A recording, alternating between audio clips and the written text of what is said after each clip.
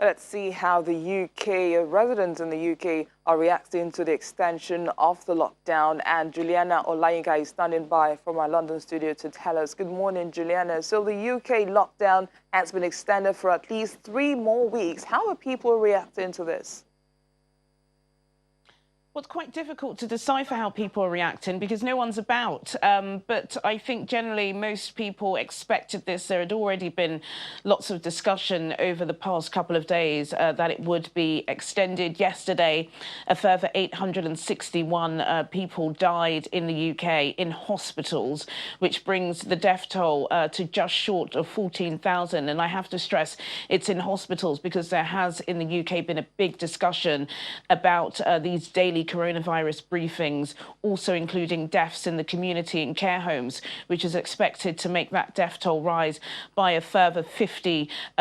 So no restrictions will be lifted until at least May the 7th. Like I said, most people are agreeing with this, but of course, everybody now is looking for how an exit strategy will be devised by the government. There have been strong voices coming from the opposition and from people within the community that are asking for some level of information to be tethered out. There have been accusations that because, of course, Prime Minister Boris Johnson is recovering from his own bout of coronavirus, that the cabinet are just not working fast enough. We have, of course, been seeing over the past couple of days various organisations, including the government's own Office for Budget Responsibility, decreeing that the economy is heading into a massive slide in Q2, which is this quarter. And so lots of people are desperate to get the economy ticking again. But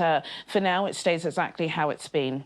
But despite the UK public health experts not currently recommending the use of face coverings, London Mayor Sadiq Khan is calling for compulsory face masks. Has this how pertinent has this become?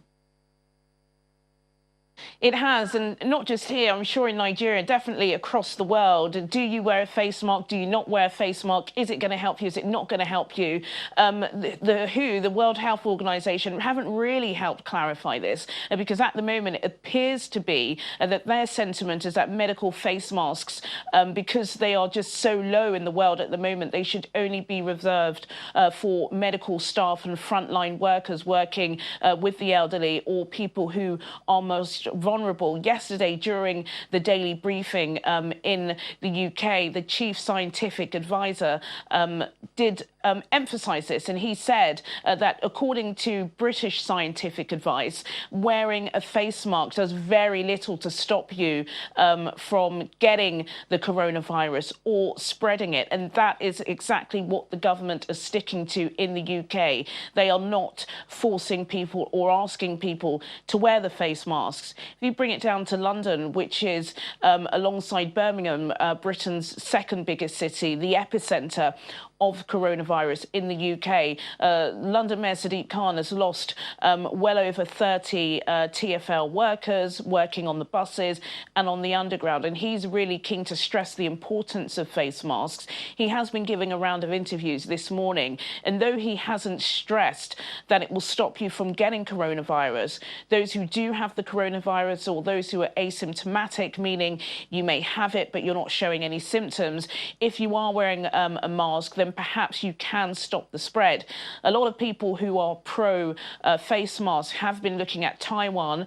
Taiwan at the moment only has 5 deaths of coronavirus, even though they are so close to China. And some people are saying that's because the government made it mandatory for everybody to wear these face masks. So at the moment there is a debate, but if there will be a compulsory objective to wear face masks in London, that will really be when they start removing these restrictions and people start travelling on the underground, on the bus. And if you do have to sit next to somebody, perhaps wearing a face mask will at the very least, make you feel healthier and safer.